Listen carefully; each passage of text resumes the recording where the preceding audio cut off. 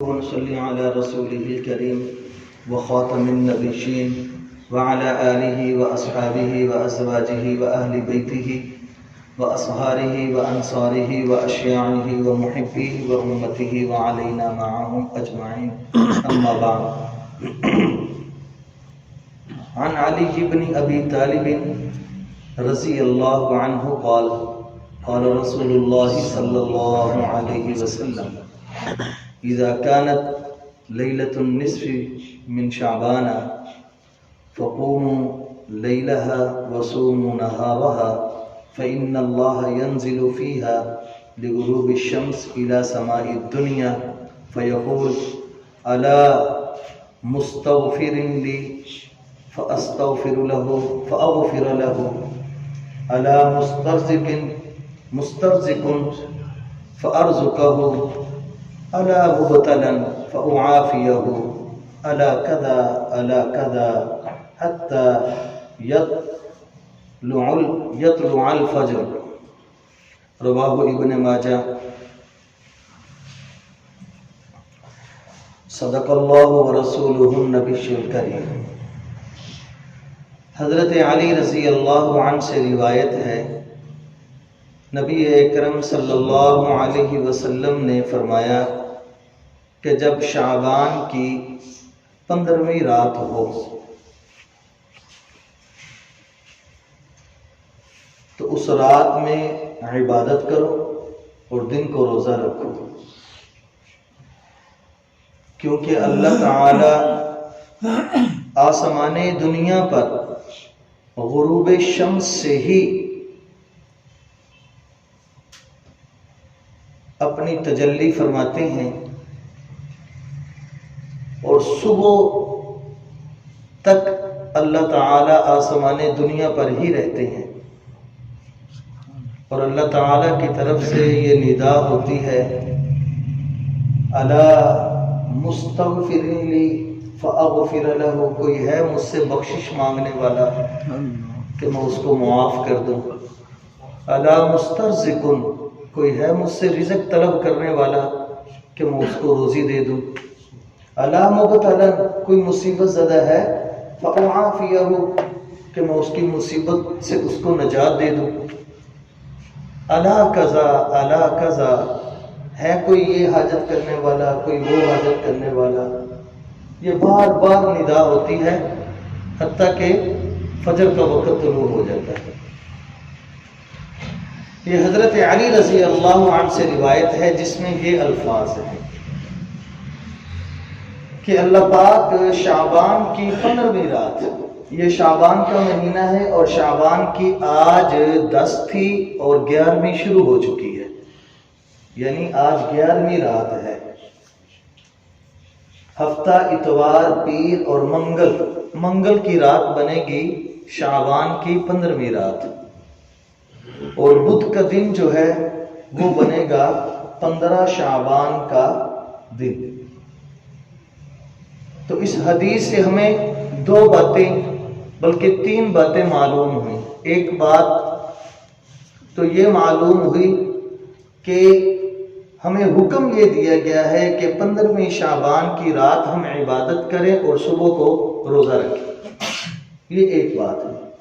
دوسری بات ہمیں یہ معلوم ہوئی کہ اللہ پاک پورے سال کی راتوں سے ہٹ کر اس رات میں مختلف، جیسے ہی 15ویں شعبان کی رات شروع ہوتی ہے اللہ پاک اپنی تجلی آسمان دنیا پر فرماتے ہیں اور صبح صادق تک اللہ تعالی کی طرف سے ندا ہوتی ہے. یہ دوسری بات معلوم ہوئی. اور تیسری بات کہ اللہ پاک کی طرف سے یہ ندا ہوتی ہے کہ کوئی ہے مجھ سے بخشش مانگنے والا، میں اس کو بخش دوں، کوئی رزق مانگنے والا دے دوں، کوئی مصیبت زدہ نجات دے دوں، کوئی فلاں والا کوئی فلاں والا. مختلف اللہ پاک کی طرف سے ندا ہوتی رہتی ہے صبح تک. تو اللہ پاک اس رات میں بخشش بھی فرماتے ہیں، اس رات میں اللہ تعالی روزی بھی عطا فرماتے ہیں اور کسی کی دعا کو رد نہیں کرتے. یہ تو اس حدیث سے ہمیں معلوم ہوا. لیکن بہت ساری دوسری احادیث میں یہ بات بھی منقول ہے کہ اللہ پاک اس رات میں اپنی خاص رحمت فرماتے ہیں اور ساری مخلوق کی بخشش فرماتے ہیں سوائے چند ایک کے، سوائے چند ایک کے اللہ پاک ساری مخلوق کی بخشش فرماتے ہیں۔ چنانچہ ایک روایت اور بھی بہقی نے، امام بہقی نے اپنی کتاب میں نقل کی ہے کہ حضرت عائشہ رضی اللہ عنہا فرماتی ہیں کہ اللہ کے محبوب میرے حجرے میں آئے اور اپنی چادر اتار دی اور اتار کے لیٹنے لگے، تو اچانک اٹھے اور دوبارہ چادر پہن لی، کپڑے پہن لیے اور چل دیے۔ حضرت عائشہ فرماتی ہیں میں بڑی حیران ہوئی اور شک میں آئی کہ شاید آپ ازواج مطہرات میں سے کسی اور بیوی کی طرف چلے گئے، جبکہ آج کی رات باری تو میری تھی۔ تو کہتی ہیں کہ میں آپ کے پیچھے پیچھے چلنا شروع ہو گئی اور آپ چلتے چلتے جنت البقیع میں چلے گئے، جو مدینہ پاک میں قبرستان ہے، جنت البقیع۔ آپ وہاں پہ پہنچ گئے اور وہاں پہ پہنچ کر آپ نے اللہ پاک سے مسلمانوں کے حق میں دعائے مغفرت شروع کر دی۔ حضرت عائشہ فرماتی ہیں کہ میرے دل میں یہ بات آئی کہ اللہ کے محبوب تو اللہ کی طرف متوجہ ہیں اور میں دنیا کی طرف متوجہ ہوں۔ کہتی میں وہاں سے جلدی سے واپس آئی، اس آنے جانے میں میری سانس پھول گئی اور جیسے ہی میں گھر پہنچی آپ بھی آ گئے، اور جب آپ آئے تو آپ نے حضرت عائشہ سے پوچھا عائشہ تیری سانس کیوں پھولی ہوئی ہے؟ تو کہتی میرے ماں باپ آپ پر قربان جائیں، یہ واقعہ ہوا ہے، میں آپ کے پیچھے پیچھے چلی گئی، میں نے سمجھا آپ کسی اور بیوی کے پاس جا رہے ہیں۔ تو آپ صلی اللہ علیہ وسلم نے فرمایا کہ عائشہ ایسا نہیں ہے، تو اس شک میں ہے کہ اللہ اور اللہ کا رسول تیرے ساتھ دھوکہ کرے گا؟ تو ایسا نہیں ہے۔ یعنی اس سے یہ معلوم ہوا کہ آپ صلی اللہ علیہ وسلم مختلف ازواج میں بھی برابری کا درجہ ان میں دیتے تھے۔ پھر اس کے بعد آپ صلی اللہ علیہ وسلم نے فرمایا کہ عائشہ میرے پاس تو جبرائیل آئے تھے اور جبرائیل نے آ کر مجھے یہ کہا کہ آج شعبان کی 15ویں رات ہے، چنانچہ آپ اٹھیں، اللہ پاک کی خاص رحمت ہے، آج اللہ پاک ساری مخلوق کی بخشش فرماتے ہیں، ساری مخلوق کی۔ اور چنانچہ آپ صلی اللہ علیہ وسلم نے مثال دی کہ قبیلہ بنو کلب اس زمانے میں، اس آپ کے دور میں قبیلہ بنو کلب جو تھا وہ بہت زیادہ بکریاں پالنے والا قبیلہ تھا۔ آپ نے فرمایا قبیلہ بنو کلب کی بکریوں کے بالوں سے بھی زیادہ اللہ پاک مسلمانوں کی بخشش فرماتے ہیں۔ لیکن ساتھ ہی آپ نے یہ جملہ فرمایا کہ آپ اللہ تعالیٰ سب پر اپنی نظر رحمت ڈالتے ہیں لیکن ان پر نہیں ڈالتے۔ وہ کون تھے؟ فرمایا ایک تو مشرک ہے، کہ مشرک پر اللہ تعالیٰ نظر رحمت نہیں ڈالتے، کہ جو اللہ کے ساتھ شرک کرے اللہ کی ذات میں یا اللہ کی صفات میں، فرمایا کہ اللہ پاک اس کی بخشش نہیں فرماتے، اس رات اس کی طرف نظر رحمت نہیں فرماتے۔ دوسرا فرمایا کہ وہ بندہ جو اپنے دل میں بغض رکھے، اور اس کے لیے ایک حدیث نہیں، حضرت معاذ سے، حضرت ابو بکر صدیق سے، حضرت عبداللہ بن عمر سے، جتنی بھی یہ روایات حضرت عائشہ کے علاوہ سے ہیں، سب میں یہ الفاظ ملتے ہیں کہ نہ مشرک کی بخشش ہوتی ہے نہ اس بندے کی جس کے دل میں بغض ہو۔ اب بغض کس کے بارے میں ہوگا؟ اصل تو مسلمان کے دل میں بغض ہونا چاہیے شیطان کے بارے میں، تو شیطان کے بارے میں تو بغض ہے نہیں۔ ہوتا بغض کن کے بارے میں؟ اپنوں کے بارے میں۔ ہوتا بغض کن کے بارے میں؟ محلے والے ہو گئے، دوست ہو گئے، کاروباری بندے ہو گئے، یہ سارے ملا ملو کے نا ان کے بارے میں، انہی میں سے کسی کے بارے میں ہوگا نا۔ بندہ کون سا آسمان پہ رہتا ہے، دنیا میں رہتا ہے، تو جن کے ساتھ اس کا واسطہ ہے انہی میں سے کسی کے ساتھ بغض رکھے گا۔ تو فرمایا جس کے دل میں بغض ہو اللہ پاک اس کی بھی بخشش نہیں فرماتے اور اس کی طرف بھی اپنی رحمت کی نگاہ نہیں ڈالتے۔ اب یہ معمولی بات نہیں، کہنے کو بڑا آسان ہے کہ ہم دل صاف کر لیں، لیکن حقیقت میں یہ بڑا مشکل ہے۔ انسان اپنی طرف سے دل صاف کر لے، اگلے کی جانب اللہ تعالیٰ ہی اس کو دیکھیں گے۔ اچھا، دو ہو گئے۔ تیسرا فرمایا کہ وہ بندہ کہ جو کسی کو ناحق قتل کر دے، کسی کو ناحق قتل کر دے، اللہ پاک اس کی بھی بخشش نہیں فرماتے۔ فرمایا چوتھا وہ بندہ جو شراب کا عادی ہو، شراب پیتا ہو۔ میں نے کبھی شراب نہیں دیکھی، اور میں اپنی جیسا ہی سب کو سمجھتا ہوں، کہتے ہیں المؤمن مرآت المؤمن، مومن مومن کا آئینہ ہوتا ہے۔ میں سمجھتا ہوں کہ یار مسلمان ہو کے کون شراب پیتا ہوگا، میں یہ سمجھتا ہوں۔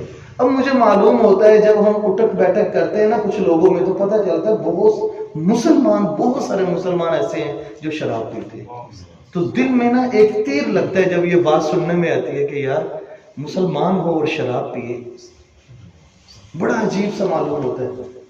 یہ پہلے میں سمجھتا تھا کوئی کم ہی پیتے ہوں گے، کوئی اکا دکا جو بڑی عیاش پرست قسم کا بندہ ہو تو وہ۔ اب سننے میں آتا ہے کہ عیاش امیر تو امیر غریب بھی پیتے، تو دل میں ایک نا بڑا صدمہ سا ہوتا ہے۔ اللہ پاک ہماری حفاظت۔ تو فرمایا شراب کا عادی جو ہے اللہ پاک اس کی بھی بخشش ہے۔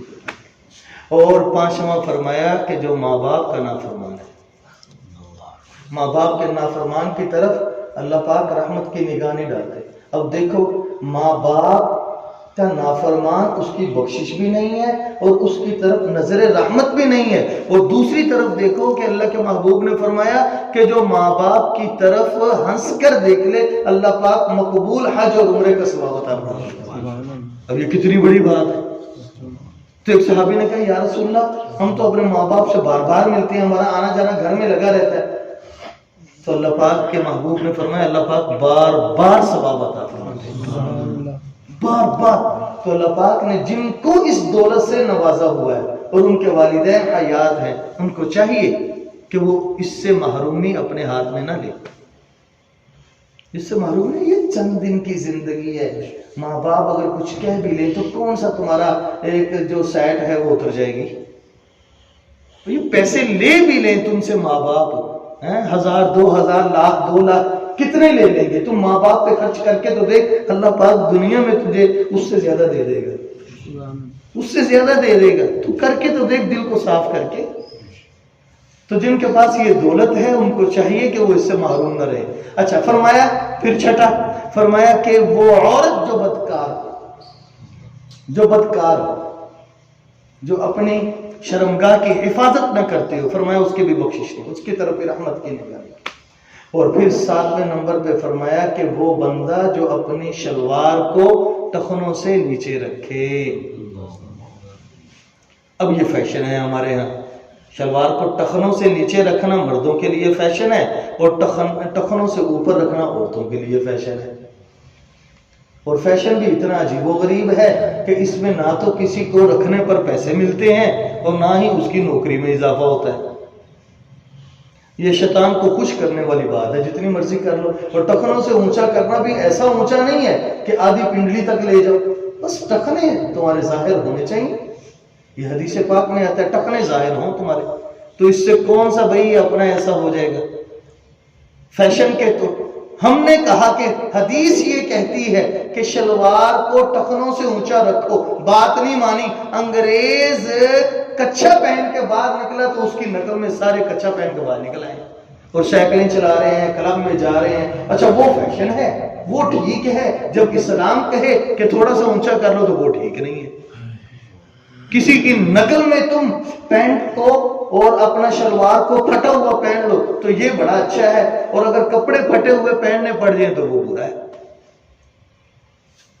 عجیب و غریب قسم کے حالات مسلمان اپنے اپنا رہے، خود ہی اپنی ہی کرتوتوں سے اللہ کی رحمت سے دور ہوتے ہیں، پھر کہتے ہیں کہ برکت نہیں ہے۔ خود نتیجہ تو اپنے ہاتھوں کا ہے، وما اصابکم من مصیبت فبما کسبت ایدیکم۔ باہر صورت فرمایا کہ ایسے بندے کو اچھا، اور اس کی فرمایا کہ یہ جو لوگ ہیں ان کی بخشش نہیں ہے، ان لوگوں کی بخشش ہے نہیں ہے۔ اس کے اوپر تشریح کریں تو ہم پتہ نہیں کتنی لمبی کر جائیں۔ باہر صورت تو حضرت عائشہ سے فرمایا کہ اللہ پاک ان کی بخشش نہیں فرماتے، باقی قبیلہ بنو کلب کی بکریوں کے بالوں سے بھی زیادہ اللہ پاک نجات عطا فرماتے ہیں۔ یہ کتنی بڑی بات ہوئی۔ اچھا اس کے بعد حضرت عائشہ سے کہنے لگے آپ صلی اللہ علیہ وسلم کہ عائشہ میرا دل کرتا ہے کہ میں قیام کروں، عبادت کروں، اللہ کے ہاں نماز پڑھوں۔ تو حضرت عائشہ نے فرمایا یا رسول اللہ جیسے آپ چاہیں، آپ پر میرے ماں باپ قربان۔ تو آپ صلی اللہ علیہ وسلم نے نماز شروع کی اور سجدہ کیا، اور سجدہ اتنا لمبا کیا، حضرت عائشہ فرماتی ہیں کہ میرے دل میں آیا کہ آپ فوت ہو گئے، آپ فوت ہو گئے. کہتی میں اٹھی, اپنی چارپائی سے نیچے آئی اور میں نے آپ کے پاؤں کے تلووں پہ ہاتھ رکھا تو حرکت تھی, تو میں سمجھی کہ آپ حیات ہیں, اور میں نے آپ کی زبان سے کچھ کلمات سنے. آپ اپنے سجدے میں ان کو بار بار پڑھ رہے تھے. اعوذ بعفوک من عقابک واعوذ برضاک من سخطک واعوذ بک منک جل وجهك لا احصي ثناء عليك انت كما اثنيت عليك انت كما اثنيت على نفسك. یہ جملے آپ بار بار پڑھ رہے تھے. تو حضرت عائشہ کہتی ہیں کہ صبح کو میں نے تذکرہ کیا, یا رسول اللہ یہ رات کو آپ سجدہ اتنا لمبا کیا تو یہ کلمات آپ پڑھ رہے تھے, تو آپ نے فرمایا عائشہ تم ان کو یاد کرو گی؟ تو کہتی میں کروں گی, ضرور کروں گی. آپ نے فرمایا ان کو یاد کر لو. جبرائیل میرے پاس آئے اور انہوں نے مجھے کہا کہ اللہ پاک کہہ رہے ہیں کہ اس دعا کو سجدے میں بار بار پڑھو, سجدے میں بار بار پڑھو. معمولی الفاظ نہیں ہے. اعوذ بعفوک من عقابک واعوذ بک من واعوذ برضاک من سخطک واعوذ بک منک جل وجهک لا احصی ثناء علیک انت کما اثنیت علیک انت کما اثنیت علی نفسک. ان جملوں کا مختصر ترجمہ یہ ہے, جو اس کا مفہوم ہے وہ یہ سمجھ لو کہ بندہ یہ کہتا ہے کہ اللہ پاک میں تیری رضا چاہتا ہوں, تیرے عذاب سے پناہ مانگتا ہوں. اے اللہ میں تیری تعریف نہیں کر سکتا جس طرح تو خود اپنی تعریف کر سکتا ہے, میرے میں یہ ہمت نہیں کہ میں اس طرح کی تعریف کر سکتا. تو یہ جملے کہے. اچھا یہ بات بھی سمجھ آ گئی. اور اس رات میں ایک بات اور بھی ہے کہ اللہ تعالیٰ آنے والے سال کے جو حالات ہیں نا ان کو لکھ دیتے کہ آنے والے سال میں کون زندہ رہے گا, کون فوت ہو جائے گا, کون کتنا رزق کھائے گا, کون کتنا کھائے گا. اللہ پاک سب کچھ لکھ دیتے ہیں اس رات میں اور فرشتوں کے حوالے کر دیتے ہیں. کون زندہ رہے گا آنے والے سال میں رب جانتا ہے.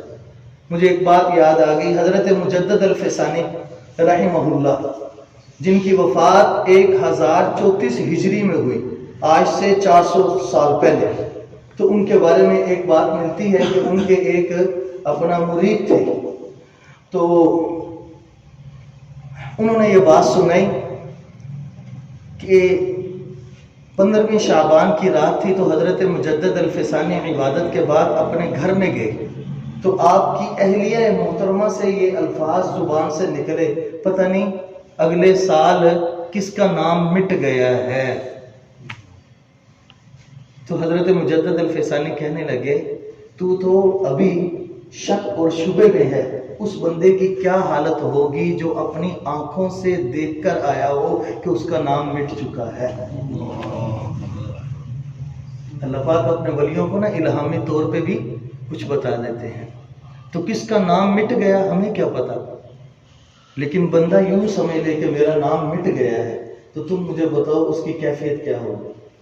وقت تو گزر جائے گا, وقت اتنی تیزی سے گزر ہے. پتہ ہے جب میں نے پہلا جمعہ اس جامعہ مسجد قادری میں پڑھایا, حاجی علی اکبر صاحب نے مجھے کہا کہ اس جمعے کو ہم نے شروع کرنا ہے. یہ غالباً 2007 کا آخر تھا. تو 2000 جب جمعہ پڑھایا تو اس جمعے والے دن رات کو یا اس سے اگلے دن ہفتے کو 15 شعبان کی رات تھی, اور میرا جو موضوع تھا نا یہاں پہ جمعے کا وہ یہی تھا جو آج میں نے آپ کے سامنے بیان کیا. مجھے ابھی تک یاد ہے یہی موضوع تھا. کتنی تیزی سے وقت گزر گیا.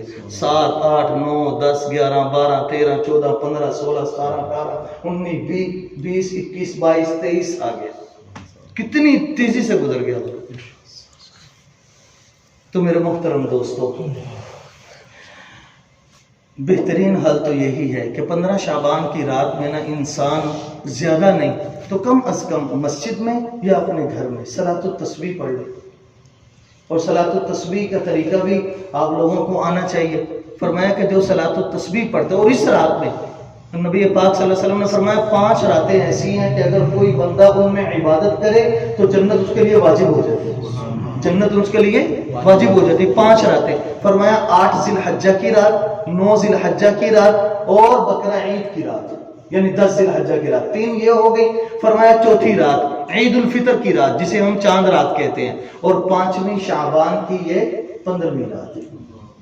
یہ 5 راتیں فرمایا جو عبادت کرے اللہ پاک اس کے لیے جنت کو واجب کر دیتے ہیں.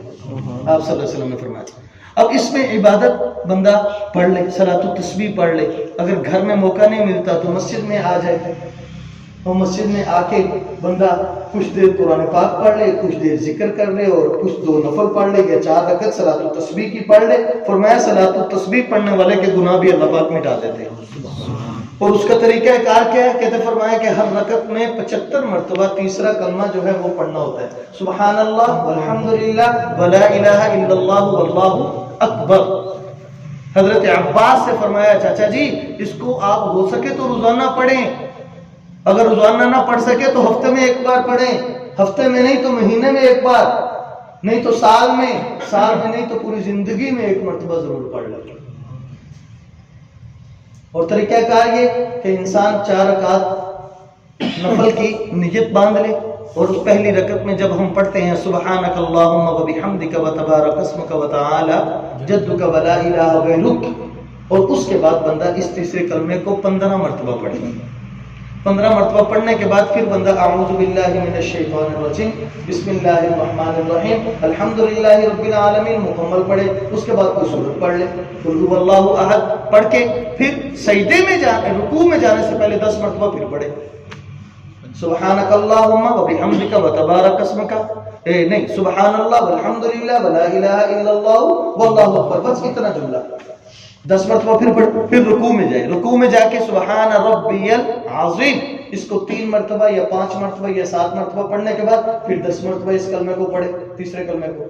پھر رکوع سے اٹھ کے ربنا لک الحمد حمدا کثیرا طیبا مبارکا فی یہ پڑھ لے، یا نہ بھی پڑھے ربنا لک الحمد یہ پڑھ کے تو اس کے بعد اپنا 10 مرتبہ پھر اس کلمے کو پڑھے. پھر سجدے میں چلا جائے سبحان ربی الاعلی اس کو پڑھے 3 مرتبہ 5 مرتبہ یا 7 مرتبہ. پڑھنے کے بعد پھر 10 مرتبہ ان جملوں کو پڑھے. پھر سجدے سے اٹھ جائے جیسے ہم بیٹھتے ہیں، بیٹھنے کے بعد دعا اگر پڑھنی ہے اللہم اغفر لی ورحمنی واجبرنی ورفعنی ورزقنی اگر وعافنی یہ پڑھ لے. اور پڑھنے کے بعد اس کے بعد پھر اس کلمات کو 10 مرتبہ پڑھے. پھر دوبارہ سجدے میں چلا جائے اور پھر سبحان ربی الاعلی پڑھنے کے بعد 10 مرتبہ اس کو پڑھے گا، 75 مرتبہ ہو جائے گا. اس طرح 4 رکعت پڑھے، اس طرح 4 رکعت پڑھ لے تو یہ صلاۃ التسبیح ہے. بعض بندوں کی تو سپیڈ اس قدر تیز ہے، وہ پڑھ کے اس قدر عادی ہو گئے ہیں، اس قدر کہ ان کو 7 سے 8 منٹ لگتے ہیں وہ مکمل کر لیتے ہیں. میں حیران کن بات ہے، اللہ پاک نے رکھی ہے بندوں کی پتہ نہیں وقت میں برکت رکھی ہے اللہ پاک نے بعض کے. باہر صورت تو یہ 15 شعبان کی رات جو ہے نا یہ فضول کاموں میں وقت گزارنے والی رات نہیں ہے. اس رات میں انسان مانگے اور اللہ پاک سے ایسے مانگے جیسے مانگنے کا حق ہے. اور ایک ہوتا ہے دعا کا مانگنا اور ایک ہوتا ہے دعا کا پڑھنا، یہ فرق ہے، یہ ذہن میں رکھنا. ایک ہوتا ہے دعا کا مانگنا دعا کرنا اور ایک ہوتا ہے دعا کا پڑھنا. دعا پڑھنا یہ ہے کہ بندہ اپنا دھیان اس کا دل دماغ کہیں اور پہ، بندہ اپنی زبان سے کہہ رہا ربنا آتنا فی الدنیا حسنہ وفی الآخرۃ حسنہ ربنا ظلمنا انفسنا، وہ پڑھی جا رہے تھے کہ ہم کدھر ہو گئے. اسے کہتے ہیں دعا پڑھنا. دعا مانگنا یہ ہے کہ انسان دل و دماغ کو رب کی طرف متوجہ کر کے تو پھر دعا کو مانگے، اسے کہتے ہیں دعا کرنا. اور ایک ہوتا ہے دعا لینا اور ایک ہوتا ہے دعا کروانا. دعا کروانے کے تو ہم سب عادی ہیں، دعا لینے کے ہم عادی نہیں ہیں. دعا کروانے کے ہم اس کہ ماں باپ کو کہا، بزرگوں کو کہا کہ دعا کرنا جی، دعا کرنا جی، دعا کرنا جی. اور دعا لینا یہ ہوتا ہے کہ تم کام ہی ایسا کرو کہ ماں باپ خود دعا دے. تم کام ہی ایسا کرو، اعمال ہی ایسے کرو کہ دوسرے انسان کے ساتھ خیر خائی کا معاملہ ہی ایسا کرو وہ خود بخود تیری کانٹ کے پیچھے جو ہے وہ تیرے لیے دعا کرتا ہے. کسی کے ساتھ خیر خائی کرو گے تو دعا تو نکلے گی زبان سے. تو یہ ہوتا ہے دعا کروانا. اور ایک ہوتا ہے دعا لینا. یہ دعا لینا ہے. دعا کروانے کے تو سارے عادی ہے, دعا لینے کے عادی ہم بہت کم ہیں. اللہ پاک ہماری حفاظت فرمائے, اللہ پاک سمجھنے کی توفیق عطا فرمائے.